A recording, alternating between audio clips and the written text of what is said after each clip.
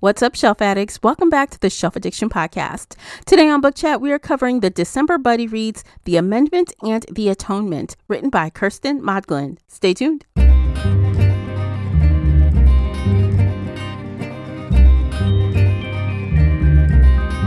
Hey everyone, I'm your host, Tamara, and welcome back to the podcast.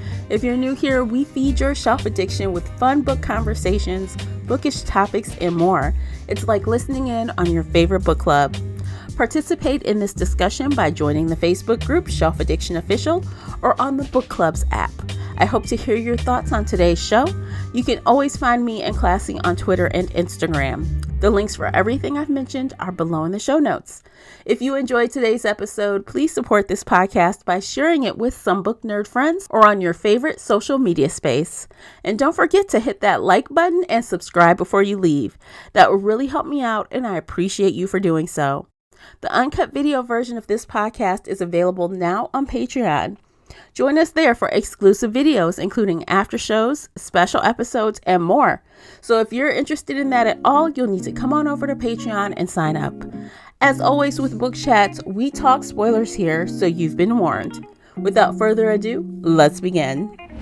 Joining me is the Buddy Read feature co-host Classy Green from the Bookish Virtual Assistant. Welcome back, Classy. Hey, Tamara, how are you? I'm good. How are you? Hanging in there. All right, good. So before we start the discussion, if you're interested in today's after show, we'll have a little short one over on Patreon that's available now for you to watch. You have a good time with that always. All right, y'all, let's jump into it. Today we are discussing two books. We're talking about The Amendment and the Atonement, both written by Kirsten Modglin. So we're going to kick things off with book one. Then we're going to have a commercial break and come back with book two, because we have to separate these two books. We don't want to mush things together. We're going to see if we're successful. We're going to try. So we'll give the stats and the synopsis as we do, and then we'll just begin. So The Amendment, written by Kirsten Modglin, published February 1st, 2022. The audiobook was published by Dreamscape. The ebook was self-published. The audiobook narrators are George Newbern and Sarah Molo Christensen. The ebook comes in at 214 pages, and the unabridged audio is 5 hours and 37 minutes. Classy, would you please share the synopsis? Absolutely. The dark, scandalous, and completely twisted sequel to Kirsten Modglin's #1 best-selling domestic thriller, The Arrangement, is The Amendment. First, there was The Arrangement, a simple yet salacious fix to the problems looming in their marriage. But when things took a tragic turn, Peter's and Ainsley's lives quickly fell into disarray. Now their secrets have been exposed. They know the truth about each other and their marriage. As they struggle to move on from their past and the damage they've caused, new problems begin to surface. Someone they love is hiding a catastrophic secret. The fragile ground they stand on is starting to crumble. Their family is being torn apart at the seams. And maybe worst of all, a threat from the past is lurking, ready to unveil the things they'd kill to keep hidden. They thought the nightmare they'd made it through was over, but the worst is just beginning.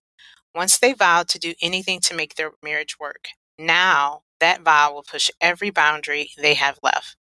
In order to survive, they'll need to completely trust each other. But can they?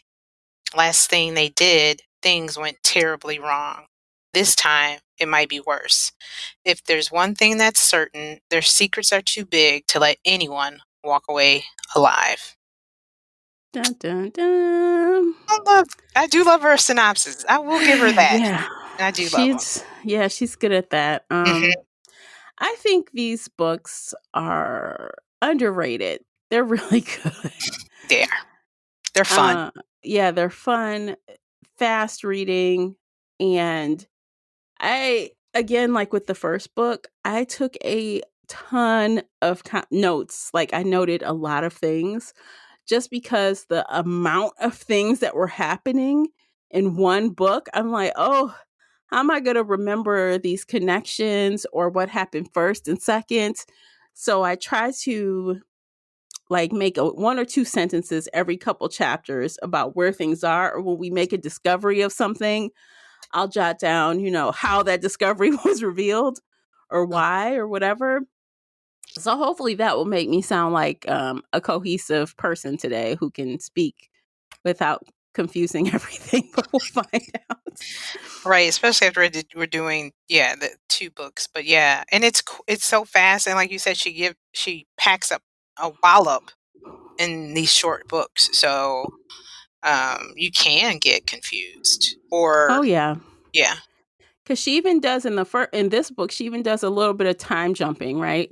So we start uh, pretty much. It feels like immediately after, but it's not really. It is a time shift of 2 months, I think. Yeah, Yeah, I two believe months so. later.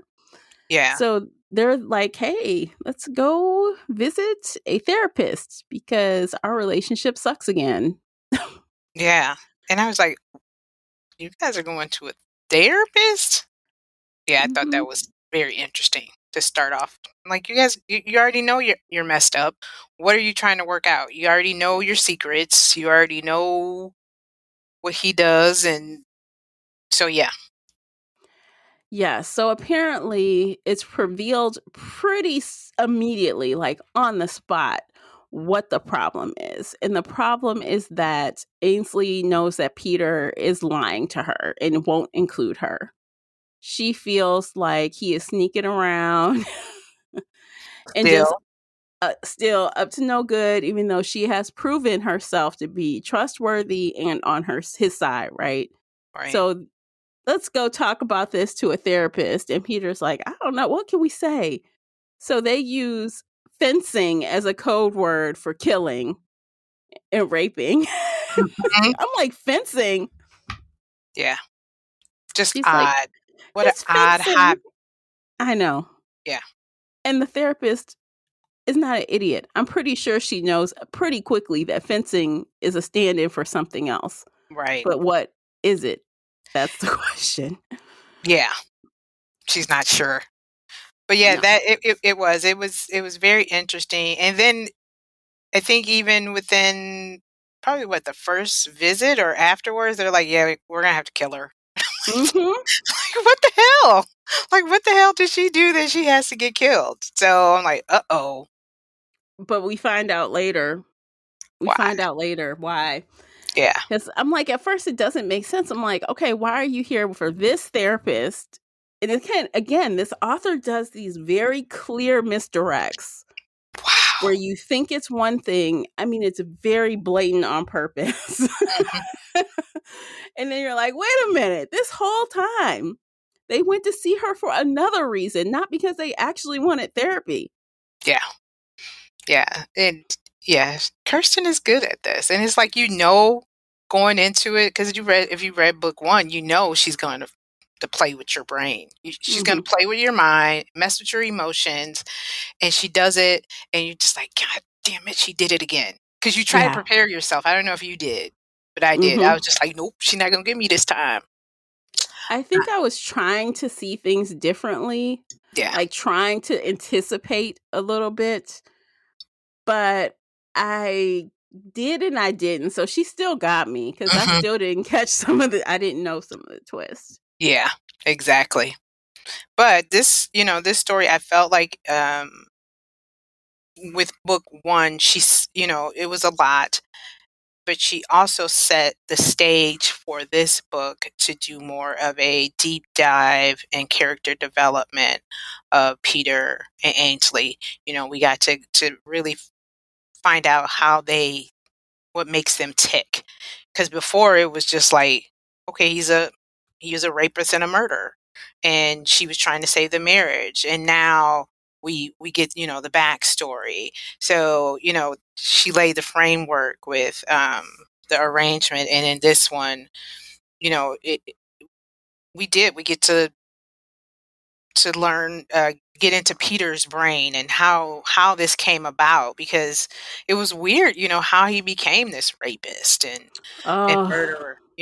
But I don't want to go. I know you have notes, yeah. but yeah, but I That, just felt like this book, this is yeah, what you know, and again, for her to do the character development in this short amount of pages, she did it's wild. another fabulous job. She did, because pretty much immediately, like in chapter 2, we find out, because that's something we didn't really know, is how long did Ainsley know that Peter was like this? Mhm. And it was a long time. Her youngest child is what, 11 or 12 or something? Her Yeah, daughter? 11, She's I think, or 12, yeah. known since her daughter was a newborn. Yeah, So you've known he's been like this for at least a decade and it's done before that. you decided to make the arrangement. Yeah, How because could you? and well, yeah, How could you because you live hope with you're gonna someone change. Yeah, who and this one is weird, right? Because how do this one is like, how with other kinda with marriages, you hope they'll change, but Mhm. this is nothing that somebody's not gonna change with. No. Yeah. No. So she knew his secrets for a very long time, because ultimately Ainsley really wanted the truth, the whole truth and nothing but the truth from Peter. And he would not give that to her. He like had a problem with lying, to the point where I think he had like a couple of things going on with the lying. Like I think he just thought that if Ainsley really knew all of it, she would run or would not want to be with him anymore. Mhm. So he thought he could never tell all, even though she's saying, "Yes, you can. I know all the things anyway. Just tell me the truth." It was like a thing that Yeah. just kept butting heads over. I was frustrated with Peter. I was. I'm like, oh my God. But I was too, but I also understood to a point because it was like he also knew how intelligent she was. He Mm-hmm. knew how smart she was, and he always tried to be one step ahead of her and couldn't. So I Yes. can't. So I felt like if he gave her too much, she would have. She already had this over him. Mm-hmm. But to give her that kind of power, that's how I felt with that, with him and his character. It was like, because rape is power, Mm-hmm. he's like, I'm their whole world when I'm killing, rape, murder, all that. I'm a god.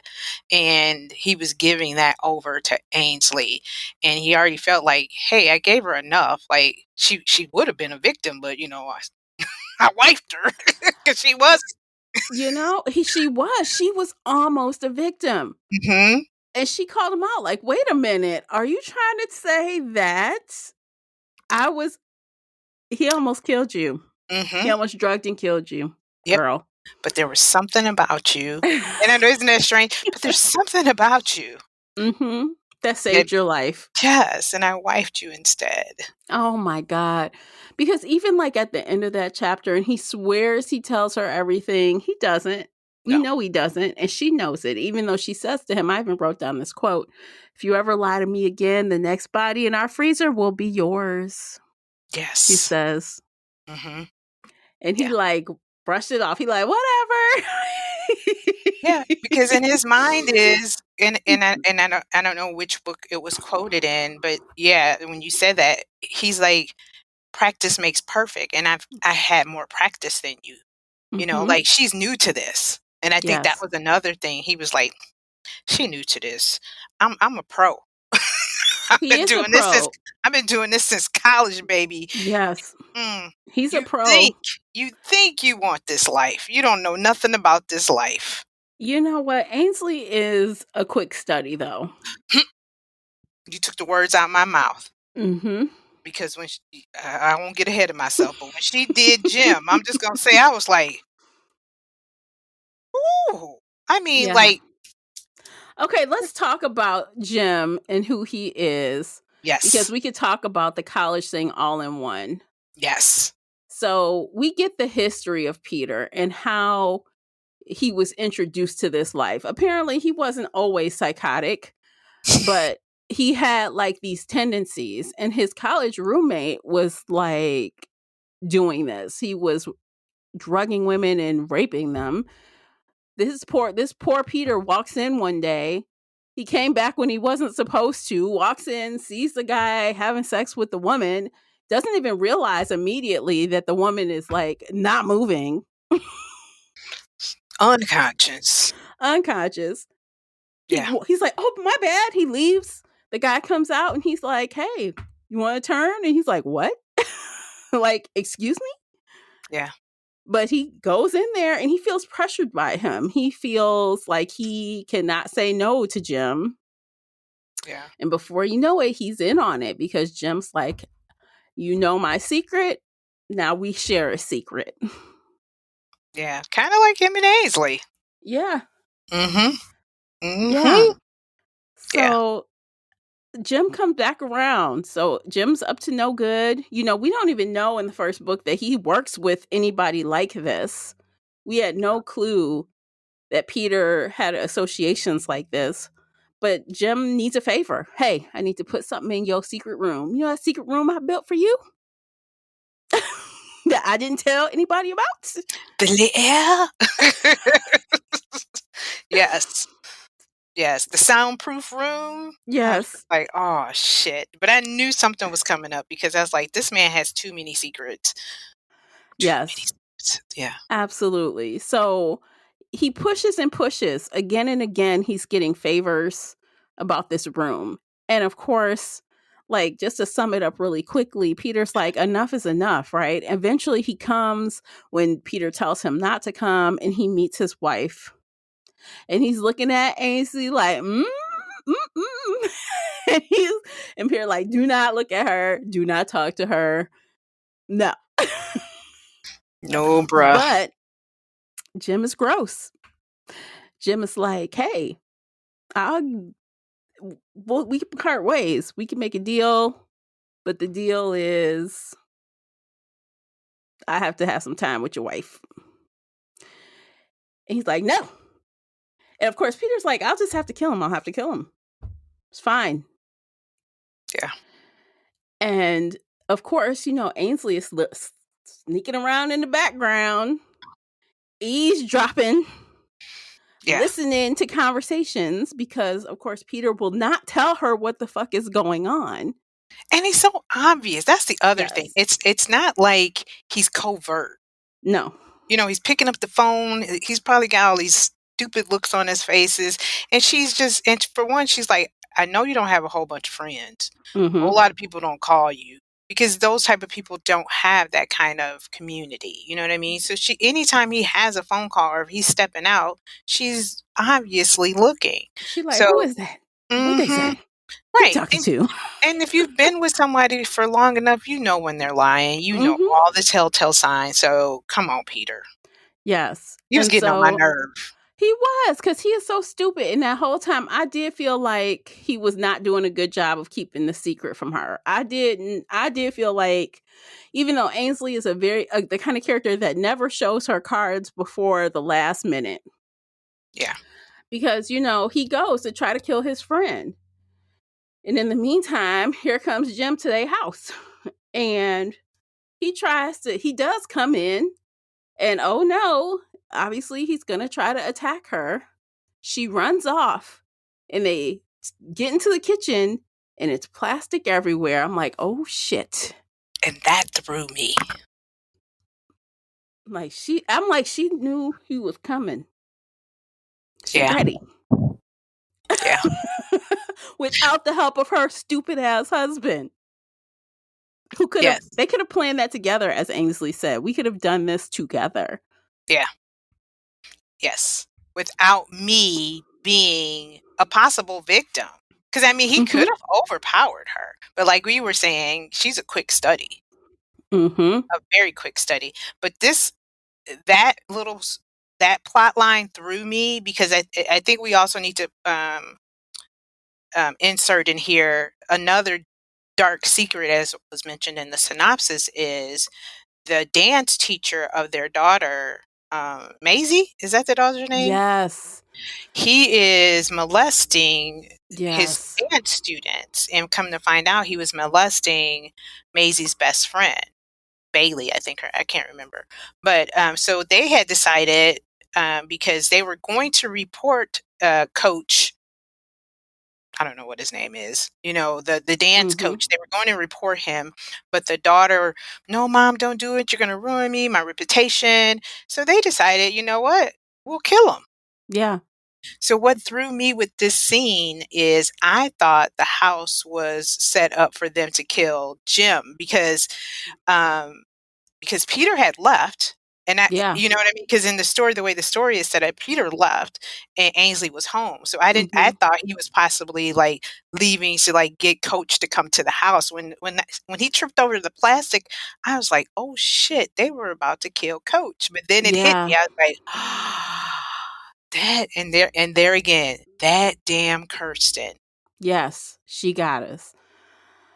Because you know they had decided together after finding out about the coach. At first, you know, they were very concerned. Oh my God, did he try to come for our daughter? But apparently, she was smart enough to get out of it before, you know, Yeah, he started basically harassing her in class because she wasn't going for it.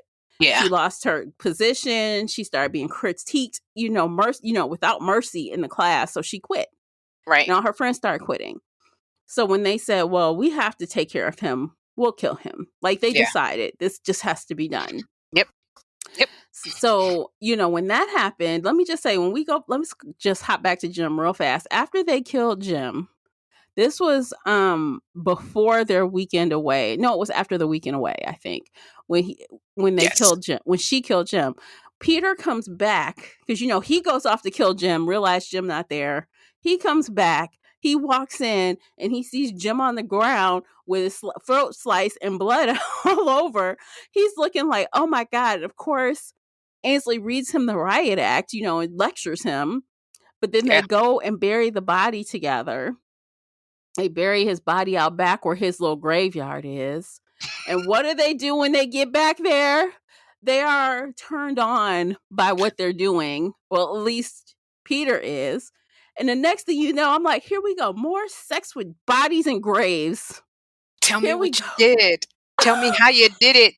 Yes, he wants to be talked through it as they Yeah, have their little interlude.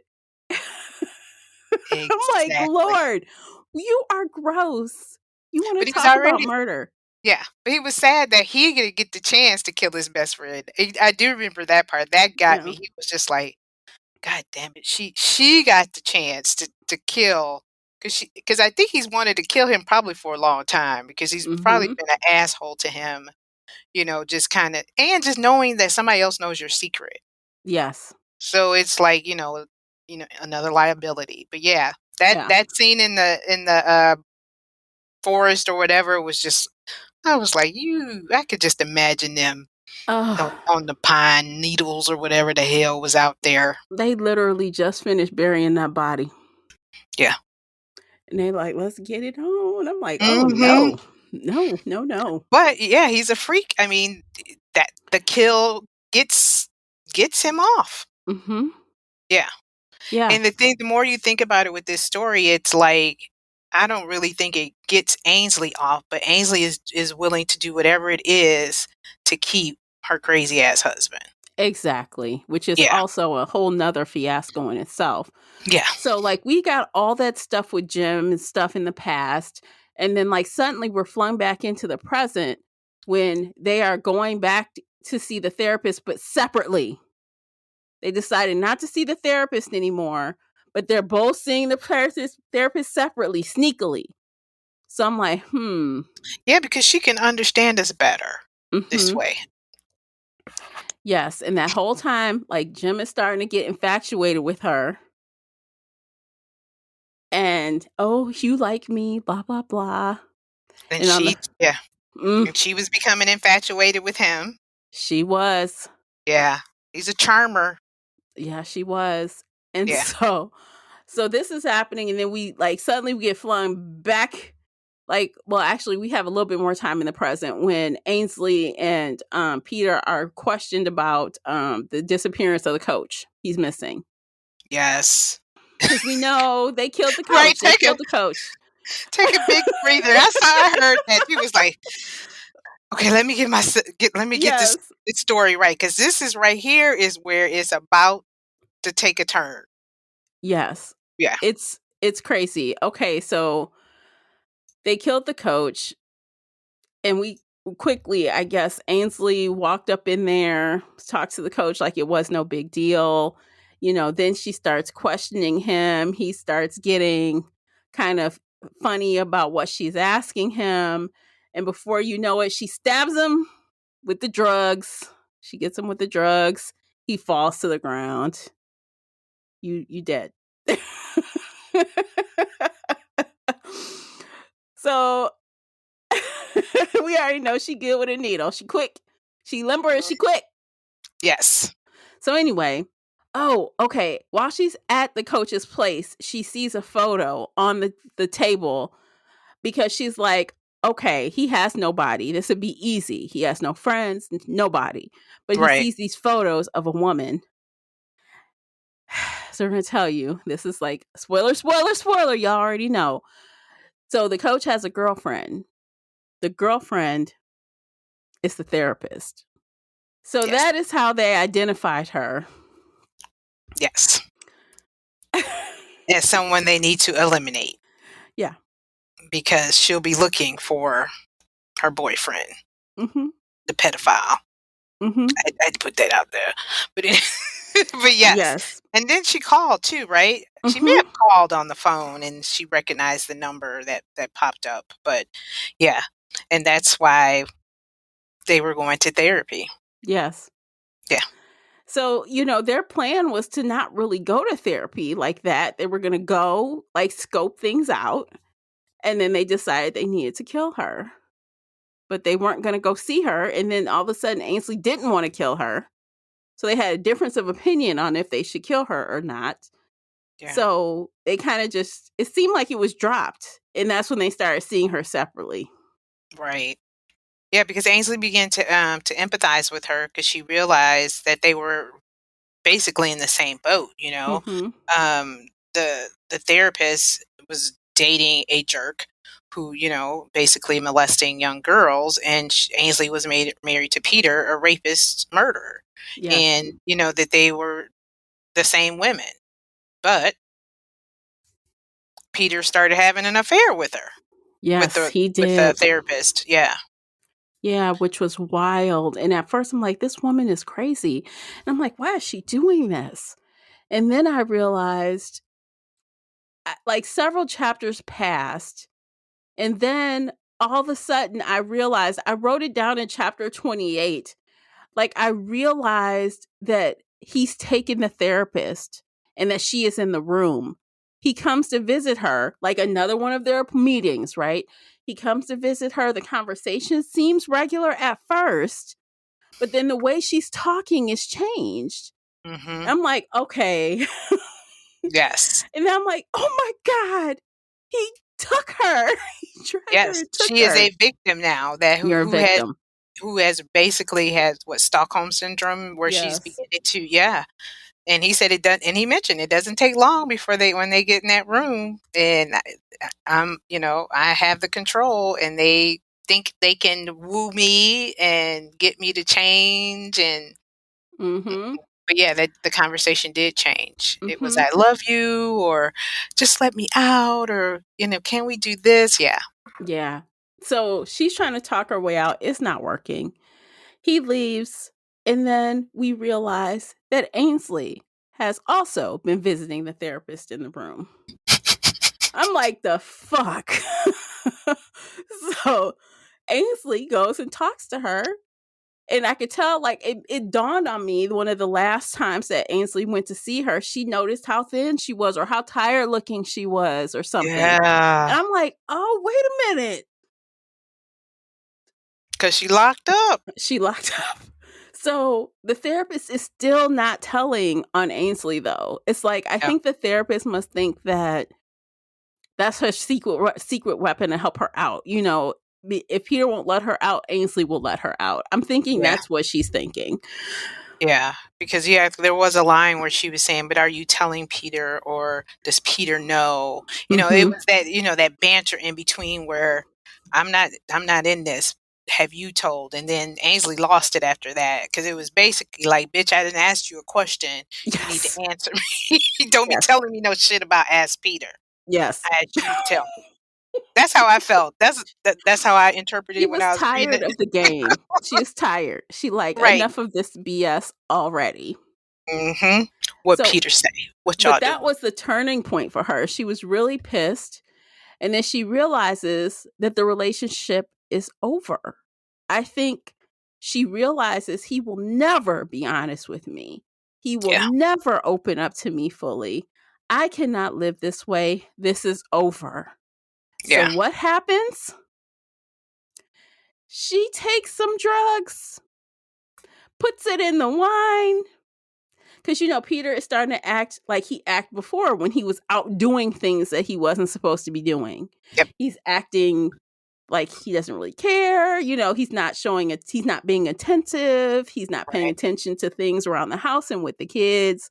So Yep. she's like, you're doing all these things. And I know this woman is in there. Mm-hmm. Yeah. For one, well, and he didn't realize that Ainsley was visiting her separately Mm-mm. either, but Ainsley had went to visit, and her receptionist mentioned that she was out of town and she had been gone for a couple weeks. Yes. So then it's like, Oh, oh, I know where she is. I know Mm-hmm. exactly where she's vacationing. Mm-hmm. In that room on my In Le property. in Le Air.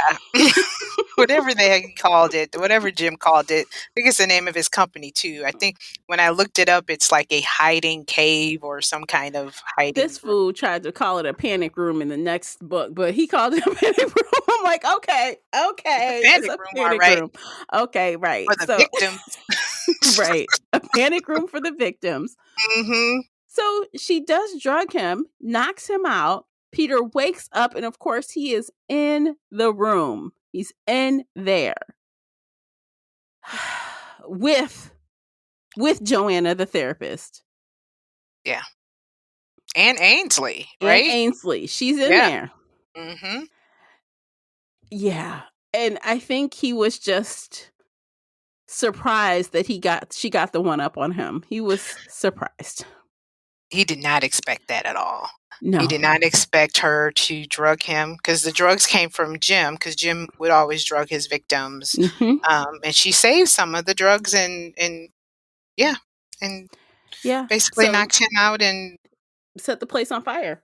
mhm. So she's like, okay, yeah, sorry, you got this is done. So she literally drugs him as he's trying to talk himself out of this. She drugs him, sets the place on fire, and leaves. She's like, this relationship is over. Yes. And then the very last thing, we jump, and it's 6 days later, and her and her children are on vacation on the beach, and her daughter says, "Hey, mom, there's a change in you. What's going on?" You Right, know? and you're so happy and Yeah. and joyful. Yeah. And when is Dad joining When us? is Dad coming? Oh, he working. Don't worry about it. He He's had a big busy. project. Yep, he had a big Yes. project. Yeah. So la la la, having a good time, and I think the very last chapter, she gets a text from Peter. This motherfucker got out. He says, "Sorry, honey, rules are rules." Mirroring what she said to him when And she got into his space. Rules yes, are rules. I'm yes. like, damn it, he got out. But you never walk away. You make sure they die. Yeah, because did he send her, like, a picture or a blueprint of Yes. the exit plan or something? Hmm. Yeah. She was like, "Fuck." She didn't give him enough drugs. He got up in time. Mhm, that smoke. Well, yeah, we're Yes. getting into but yeah. I mean, when I got finished with this one, I'm just like, if this ain't no Mr. and Mrs. Smith, and Mm-mm. you said War of the Roses, I was just Yes. like, mm-mm-mm. But I mean, Wasn't it though? this is mild compared to what's gonna happen in the next Oh. book. Oh my gosh. Okay, so let's take a break. We are done with book 2, excuse me. Let's take a quick break. Check out these commercials. While you're listening, head on over to Amazon and check out the book review journal. It's available right now. And actually, I think you can still get it before Christmas if you order now. 2 days to ship, I believe. So check it out. You have gifts to give. You don't know what?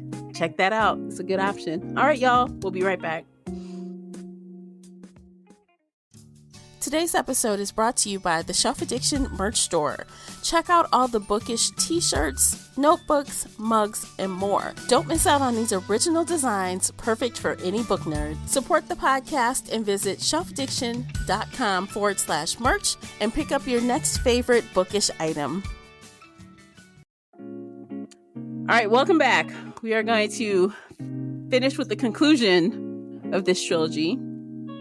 We're going to give the stats, reset with the synopsis, and then we will continue so you know what's going on if we weren't very good at explaining, because I feel like there was a lot to talk about before. We told a lot, but I don't know. We hit the main points. Yeah, I think. We'll see later, but I think we kind of hit the main points. Yeah, we'll see if we missed anything. It'll come up if we did.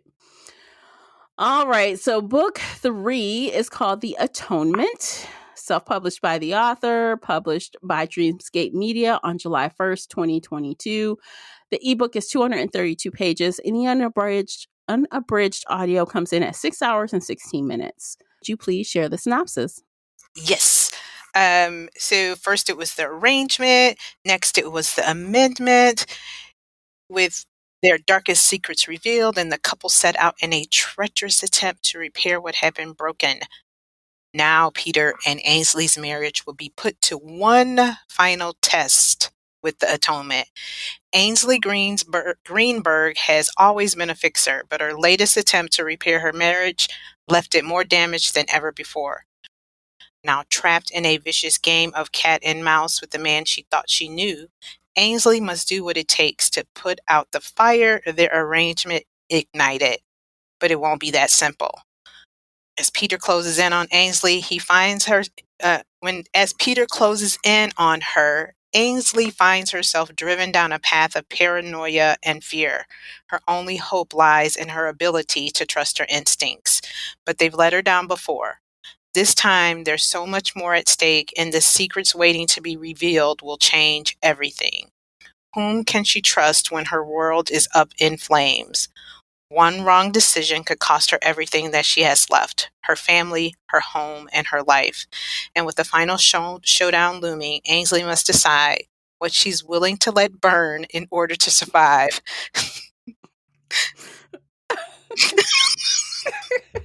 Sorry. As the blaze continues to heat up, it's only a matter of time before someone must atone for their sins. Oh my God, all those fire references. I know. Okay, Kirsten, I've had enough of you and your up in smoke, Up in burn, smoke, fire, blaze. Oh God! Oh gosh, there's a lot of fire references there. Mm-hmm. There was. So yes. Although technically the fire is behind them. The house fire, anyway. We'll find out.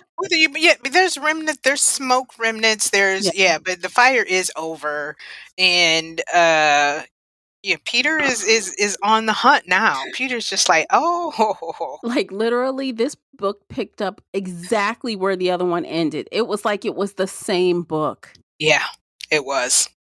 It just rolled right on in there. There was no time jump. There was no.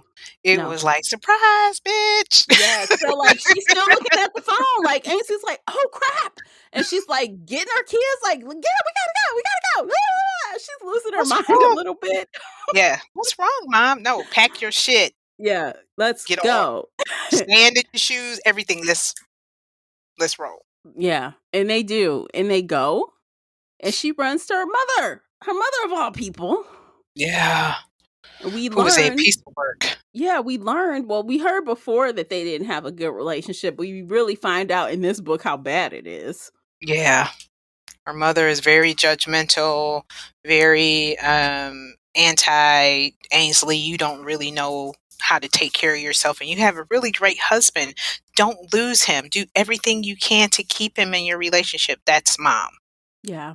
She doesn't see. Her mother is like the mother of, I feel like our era, when sometimes those mothers, you grow up with dieting mothers.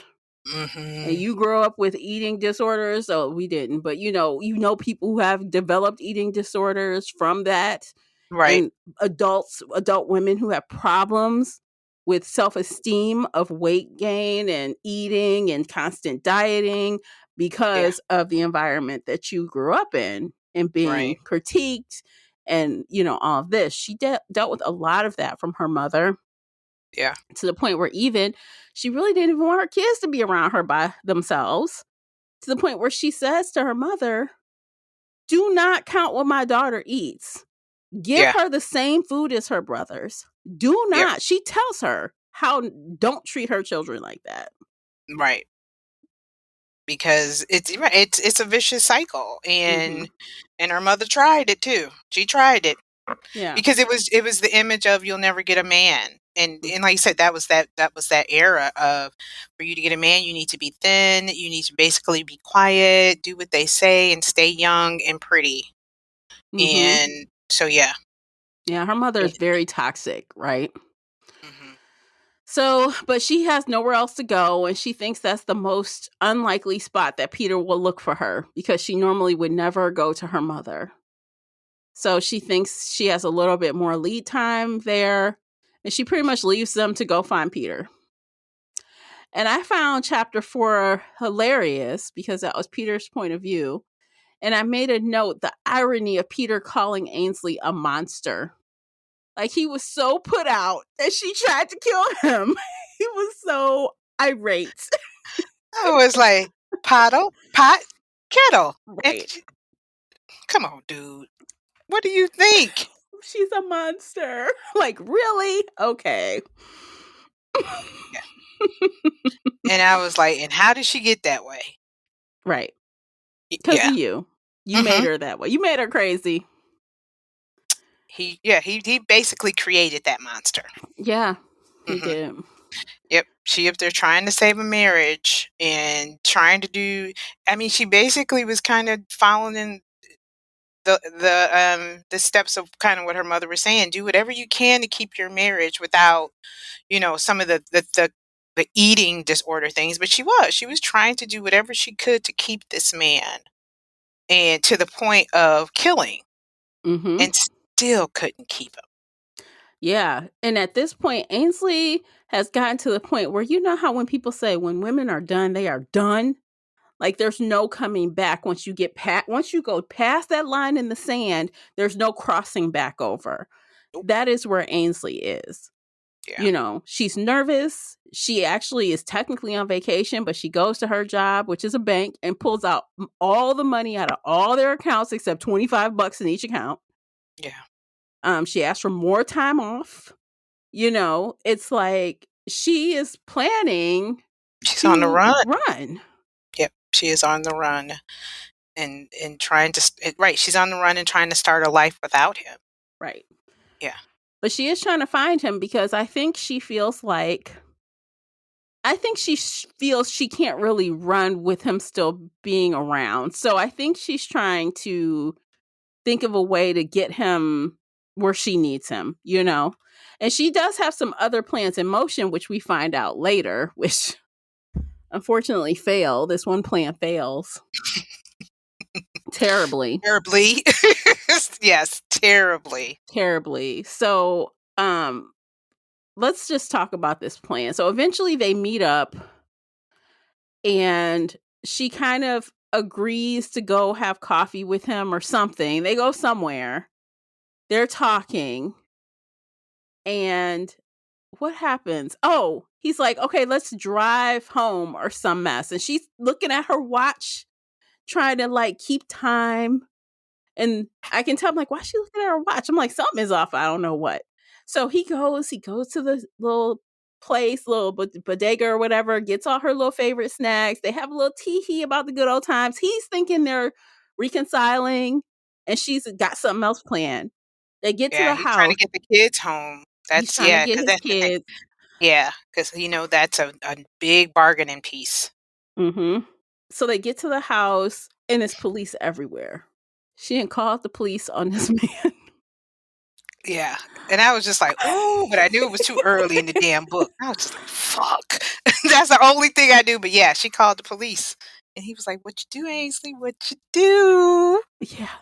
Yeah. And he basically, like, they're looking for evidence that she has told them, and there's no evidence to be found because this motherfucker moved the bodies. He He was moved the cool as a bodies, cucumber. You and what? he making her. He is gaslighting her, like Crazy, she, y'all. like we're going through a divorce. I never thought she would try to do this to me. Girl, Ainsley's looking War like, of the "Oh." Roses, Yes, part War of the 1. Roses. Part 1, y'all. Part She 1. tried to get his ass arrested, and it did Yeah. not work. And she's like, "No, there's bodies back there." No, Bodies? it's What is not. she talking about? Yeah. I would yeah. And the detective's like, "We haven't found anything. We found, earth that's been moved, but no bodies." Mhm. She's like, "Tell them where they're at." And he Yeah. was like, "Mm-mm. Sh She loco, y'all, basically." She's loco. But then there was one thing she had, but she couldn't use it. She goes, "There's bodies under under the thing, under the cement of the Right, porch." yeah. And she's like, the detective's looking at her kind of lopsided. He's like, "How do you know there's bodies beneath there?" She couldn't give him up without giving herself up. That's why she let it go. Because she Mhm. couldn't say how she knew that there were bodies under there. Yep, yep, So she had one last thing, but it would involve her giving herself up, and she didn't yeah. do it. And she was like, "Ugh, I can't play that card. Can't play that card." And he's looking at her like, I know he probably, I mean, this is just a book, but he probably like, "Yeah, Ainsley, how? Mhm. How? Please tell us." She's Mhm. like, "Damn it. Damn Yeah. it." And the other thing is like, "And then y'all gonna leave me with this motherfucker? No." Yes. That's all I could think of is like, Yes. "Y'all gonna leave us together So after I she just." she ran off. Like, he kind of tried to get her, but she ran off and sped off in his car. I'm like, "You That gonna was leave me? hilarious. Why would That you scene, leave this woman with someone she just accused of all this stuff?" Like, right. Like, "Can somebody give me an escort?" That's what I'd be like, "Can yeah, somebody please give me a ride off the premises, please?" right. But that scene was hilarious, though. It was. It was It was funny. It was funny. I'm like, "Oh my god." And he kicked rocks basically in his face. All I could see was the tires was like Yeah. in the driveway. I was like, "Oh god, this it was fun." It was a Yeah. fun scene. It was funny. I'm Yeah. like, "Oh my god." So he calls, like, his job. Doesn't he go to call his job and he Yeah, he gets the go ahead. I think he gets does he get no, wait, how does he get Gina to come in? Yeah, No, no, because Gina winds up kinda helping Ainsley, but yeah, he right. gets Well, at first he got her to come pick him up because he said, "Ainsley took my car. I need a that's right. ride to go get her car." That's right, exactly, so he did call Gina his coworker. Uh-huh, and she Yeah, comes, and he's telling her all this crazy stuff, and, yes. like, she could see, like, he had a wound from where She Ainsley took a chunk out of his ass. She spit the meat out, y'all. Yeah, like, she bit him, like, where flesh came off. Gross. Patooey. It's spit it out. That's all I that's what I that's what I read. I don't know what you read, but I read Patooey. Yes. I can visualize it. I can visualize it. I'm like, "Oh my god." So, Yes. he's got this wound, and he's like, "She crazy, basically. I mean, yeah, my kids. She gonna take my kids." So he feeding her all this stuff. What happens? They end up together, like, doing a stakeout for her. I'm like, "This bitch helping I was him?" like, wait, when I got to that part, I was like, "Dang, did she get the D and we don't know she got the D? Because ain't no way you sitting on a stakeout with your Mhm. coworker Mhm. over his" nah. Mm-mm. But yeah. But yeah, she was like, "I know you're a good man when we go on trips. You buy your kids gifts. You really care about them. And I want to help you. I understand." And, and a lot of times, men aren't believed, because Mhm. she saw the wound. And I was just like, "Oh, she is really falling for this shit." Mhm. Oh, she done fed him a bunch of. lies. Yes. And I feel like I'm about to get this next part a little there's some confusion with what happened first. I didn't make my notes clear enough. So we meet this new guy. This new guy enters the picture at his mother's house. It's the mother's neighbor. What's his name? Sam or something? So the mother has this new hot neighbor that's like 25 years old or some mess. The neighbor, Yeah. she met him a couple of Matt. times. Matt, there we go. Matt. Yes. So she met Matt maybe twice. And then on the last time, she took her kids and moved. In the midst of all this other stuff happening, they moved out of the mother's house and into a hotel. The mother wanted to get the kids some stuff. Like, I'm like, the mother is like really pushing to find out where she is. And I'm like, what is wrong with her mother? Something is not right with her mother, because she kept trying to push to find out where she was. So she caves and said, just don't come here. Peter might follow you. So all that is happening. Peter, so what was his name again? Matt goes, takes the little things for the children and asks her out on a date. That was suspicious. Yes. I'm like, Especially when M called. Yes. Text. Yes. Yes. And M showed up and I was like, wait, when that happened, so M texts Peter, I know where she is. And I said, wait a minute.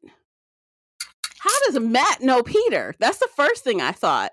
I'm like, wait a minute, M for Matt? Yeah, it was a little too, yeah. It was on the nose. And I'm like, I should have known it wasn't that simple. Yeah, exactly. She didn't get me with that one. No. But I did, but I was just like, nice try, Kirsten. Nice try. Yeah, she tried it. But it came forward. I mean, it came around because when we found out M is from mother-in-law, apparently. Because her mother did tell. And I'm like, I knew it. I'm like, that hoe. Yeah. What kind of mother is that? Yeah, she was too persistent, but why won't you show me? Why won't you tell me? And I was like, yeah. Why would even do something like that? Her mother never believed her. Mm-hmm. So I felt, wench. So the mother told where her hotel location was, and Peter was hiding in the damn closet. And when she showed up after her date with Matt, he attacks her. He does. And he basically kidnaps her. He attacks her and kidnaps her. He does do it, because then she's like, when she wakes up, she's in the room. She's like, how did I get all these bruises? How did I get here? His ass threw her in luggage. Folded her up. I would lose my mind. If someone tried to throw me I was in a luggage, like thrown up like a dead body. Thank God for those drugs. Yeah. But I know she's probably aching, like you said, bruised and But yeah. So, okay, what happens? Oh my God. My brain is mush. Classy, help me. What happens? So after that, and they get to the room, and he's like, you know what, Ainsley, I've loved you. Yeah. If you really wanted me dead, you would have killed me at the time. Instead of trying to start a fire, you would have killed me, but you love me. And I know that I love you. And Ainsley basically said, and you love me, or I would be dead right now. So let's just agree to kind of make this work. Yes. And she's like, let's just do this. And he's like, but first the kids. He's like, we got to get the kids back. And that's when she's like, he said, call and bring the kids home. And she made a call. And he was like, give me the phone. She called Glennon, which is her best friend, and said, hey, can we meet at the park so I can pick up the kids or something like that? I think she called Glennon, but like her phone said another initial or something. I don't think it said Glennon. I think it said G. G, right. It was G, but we're assuming that it was Glennon because it's his best friend, and Glennon was the one who had the kids. Yes. So, right, it was G. So he was like, why are we meeting at the park? And she's like, that's what they were doing. I don't want to interrupt their lives. Let's just go. Yes. And they get to the park. And who's at the park? Gina! She's at the park. His coworker Gina, the one who was in the stakeout with him. Yes. So apparently, see again, like Ainsley is always one step ahead of him somehow.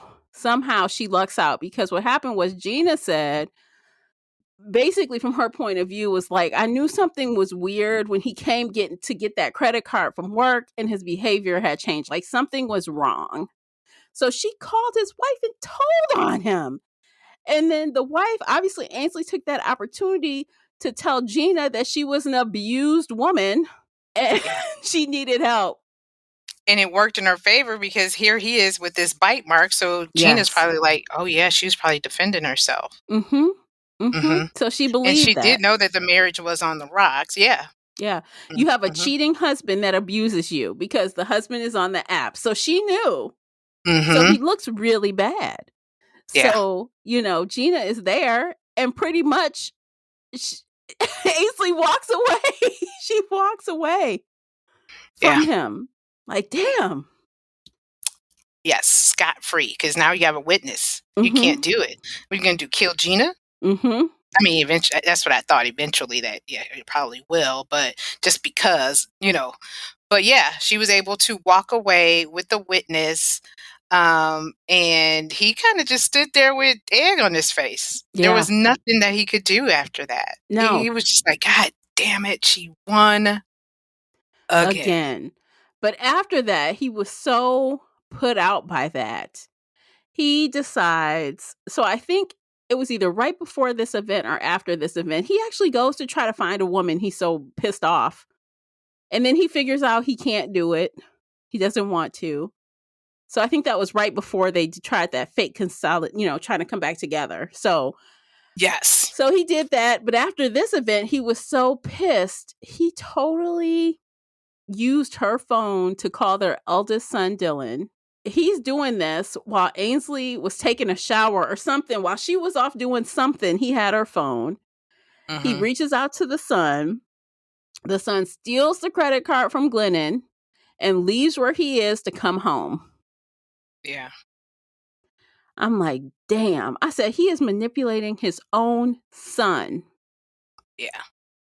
It tells you what kind of person, what kind of character he really is. And when that happened, I was just like, yeah, he never was going to change. No. Because anytime you can use a child for that type of purpose, just to get your marriage, and it really wasn't even marriage, it was just all about power. Yeah.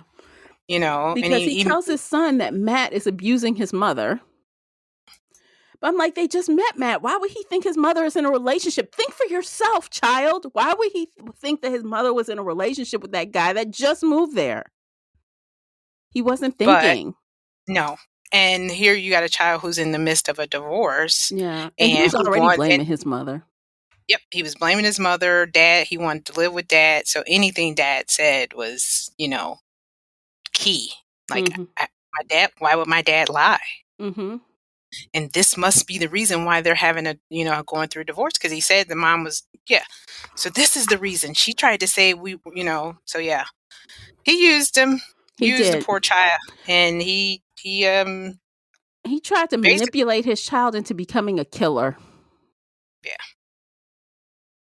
He told his son the only way we can get her away from him is to get rid of him, basically. Yeah. And it sounds like, wait, what are you talking about? Wait, what? So, but somehow he talks him into going into the grandmother's house. Yeah. And shooting him, right? Yeah, because he wanted Ainsley, and Ainsley was in there.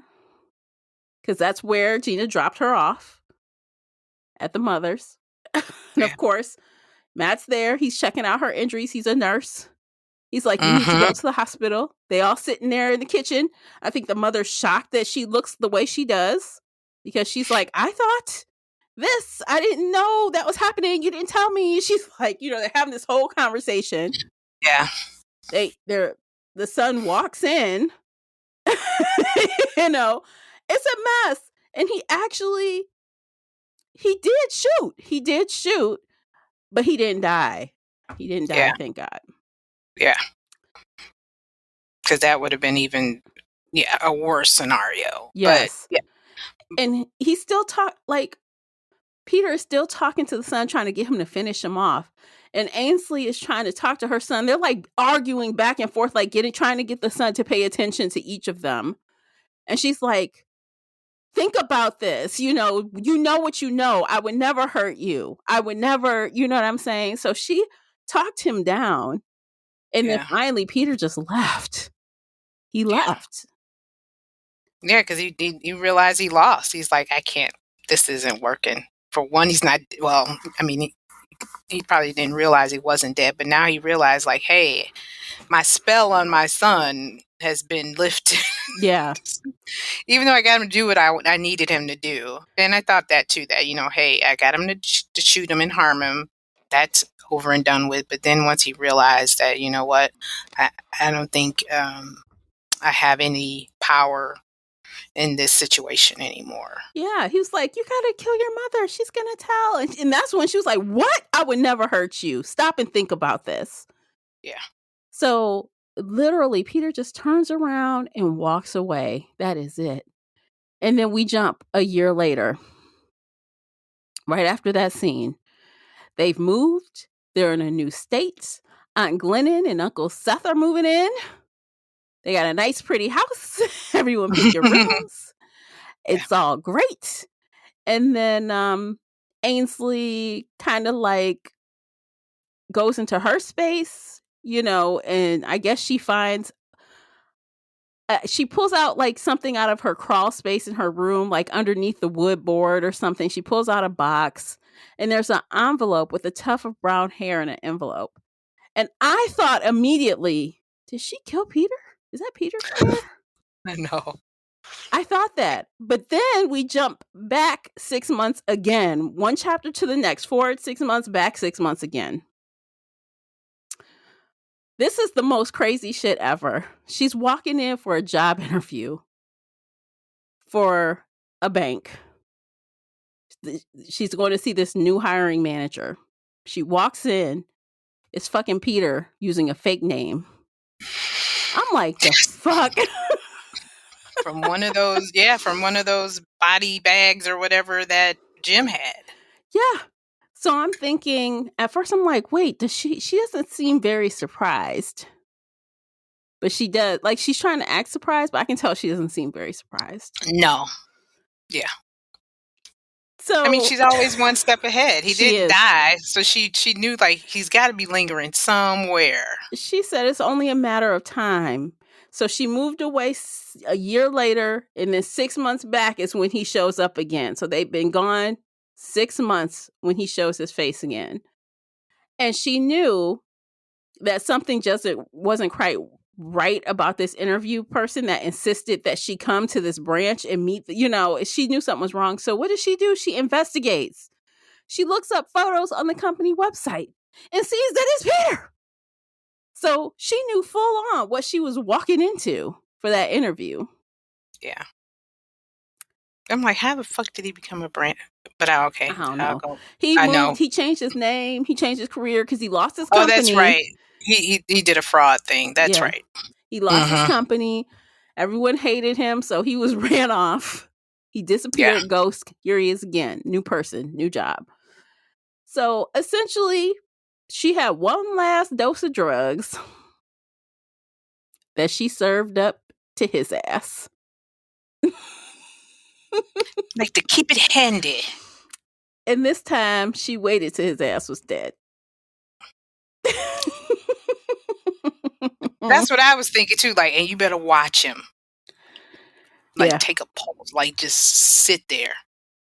But I do want to know though. So like, that's how the book ends. Like, it ends like with us having the assumption that, because they were like eyeballing each other. They were throwing threats at each other. She's like, hey, I know your receptionist out there leaves at X time. He was threatening to kill the receptionist if she didn't cooperate. She's like, well, I know she gonna leave, and I know this person gonna be doing that. So I know I got an hour to do this and this and that. She's running down stuff. And then he like kind of comes for her, but she gets there first and gets him. Yeah. It's like, when will you learn? When will you learn? that's the one thing that I did realize with this story. Like, I knew Ainsley was going to come out on top, Mhm. and I mean, rightfully so. Granted, Yeah. they both were pretty sick, but she should have came out on top for this one. I think the author did a pretty decent job of cleaning Ainsley up at the end, because at first it seemed like, and I had predicted this at book club in book 1. I'm like, what is it going to be? Killer, couples that kill together, stay together. I kind of had predicted that would be the route it took, which it did for a moment, but she did a good job of cleaning her up, because it was like she was doing that for Peter. And once she realized Peter was absolutely nuts and she could not be with him anymore, it's like all those tendencies or wanting to kill and all those thoughts just left her. Yeah, it was a redemption for her. Yeah, Yeah, because she realized no matter what, I could never satisfy that need that he wants. right. I will never be a part of his world. And yeah, she did. She had to redeem her and realize. And granted, it was murder, but it was kind of like just the story of marriage. That if he does not want to be uh, a husband or any kind of marriage, if they don't want you to be a part of their life fully, there's nothing you can do. You could go to the extremes of killing and they still will not let you in. No, And you know, some tigers don't change their stripes, and he didn't. leopards. Yeah. He actually got worse. His stripes got darker, because the more Ainsley didn't want him, it turned from I have to get my wife back, my family back, into I'm going to kill her. Hmm. He flipped. Yeah. I mean, I never thought he would try to talk his own son into killing his mother. Yeah. Like, That. Yeah. But that just goes to see how. But it was like he kept that monster hidden deep in him, and mhm. to the point where she pushed that one little button, and it's kind of like, Ainsley, this is why he didn't really want you to know everything, because yeah, He wasn't showing you all. You had just scratched the surface. yeah, he was really, really dark. Hmm. And once she realized that and he's just like, she's seen it all. It was Now a I got to me get or rid of her. you situation. It was going to be her. It was going to be him. Yeah. And he was just too stupid to make. I mean, he came close several times to getting her. He almost got her, but Hmm. she just outsmarted him just enough to skate by. Yep. Yeah, she was strategic. He wasn't. He was more like, I don't know if I call it tactical. Like, he knew the kill. He Hmm. knew, but she was strategizing the whole damn time. Like you said, she was always one step ahead of him. So, and he Yeah. didn't, and he knew it, but I think he just thought, I got more skin in the game. I've been in this, but he didn't realize that this is the woman who was a fixer, who Yes. took care of your life, your family for all these years. And Hmm. she sat back. She knew about you for 12 years. Hmm. So can you imagine the ammo she has on you? He couldn't let it go. He couldn't just let it be. Uh, Yeah. yeah, it was that me or you down at the line. I mean, so honestly, that last murder, that murder of Peter, was self defense. He was going to get her. He was going to get her. It was a setup to get her, and she was just Hmm. smarter than him. Yep. Exactly. Yeah. But yep.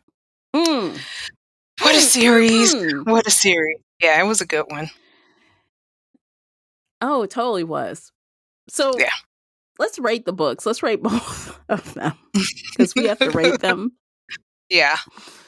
I gave them both a four. I gave both a four. I gave all three a four. Granted, um, there's always going to be one that you like more than the other, but I enjoyed this whole series. Um, yeah, all of them were a four for me. Same. I gave the last two a four as well. I enjoyed them just as much as the first one. So, guys, pick this one up. Yes, I've told a couple friends, like, if y'all don't have nothing to do and you want something binge worthy, this is it. In the pick this up. audiobook, chef's kiss, man. The audiobook narrators were spot on. Yeah, they were. Yeah. So, yeah, if you want to end your year off with something quick, fun, over the top a little bit, Mm-hmm. please check out this series. I agree. I co-sign. I Yeah. definitely recommend it. It's a Yeah. recommendation for sure. Yeah. I'm going to go look at some of the other stuff, but this right here, I'm so glad we stumbled on this. Yeah, but I do think though, just because of the quickness, we read these back to back to back pretty quickly. And I just feel like with all of the action and drama and like curves and turns, I need a little bit of a rest. My brain needed a little Oh, bit yeah. of a rest. Oh, yeah, definitely. Might need a little romance. Yeah, a little something where the husband and wife aren't trying to kill each other, like kidnap and No. kill each other constantly. Yeah. No. Maybe we need some hugging and kissing and loving and all that kind of stuff. Yes. I mean, because let me tell you, if anyone stuffed me in a bag, we would never be together again. I don't care what you had on me. Thank you. Never. You're not going to stuff me in a luggage. What is this? And didn't think we were going to get together? Like, he was just going to hold the secrets over her, like, lord the secrets over her. Like, he wouldn't tell her where the bodies were. She was trying to convince him to say where the bodies were to make it even, right? How can we be together if you're going to lord this over me? You're just trying to control me. Yeah. So, no. She like, nope. Yeah. Like you said, once I found out I was in a bag, duly noted, brother. Yes. I am plotting and scheming as we speak. You know it. Yeah. Yeah. Wow, that was a good one. Okay, I think we're It done. was. What do you think, Classy? Absolutely. I am done. I don't have anything else to say. There's more to this book, but I need y'all to read this. We'd be here another 30 minutes. Yeah, we need you to just read it. Read it. Just read it and comment and let us know what you think, because this was a wild ride. Yeah, absolutely. I want to hear all the things. So please find us online. You can find us in Shelf Addiction Official. You can find us over on the Book Club's app. Join us for book club. Tell us there, or even just comment on Facebook or Twitter. Instagram too. You have our handles below. Let us know what you thought. Yes. All right, so we're going to end things there. Make sure you're following us in all the places, and also make sure you are subscribed to the podcast, because you'll want to find out how Classy and I think about our reads of this year. We've read 13 books this year, technically, of which one was, a little trilogy. And you want to hear what we thought about all the books we read this year for the Buddy Read series. So stay tuned for that. It's coming. Yes. So that's it. We're going to end things there. You guys have a fabulous holiday season, and we'll see you in the next one. Until then, take care of yourselves.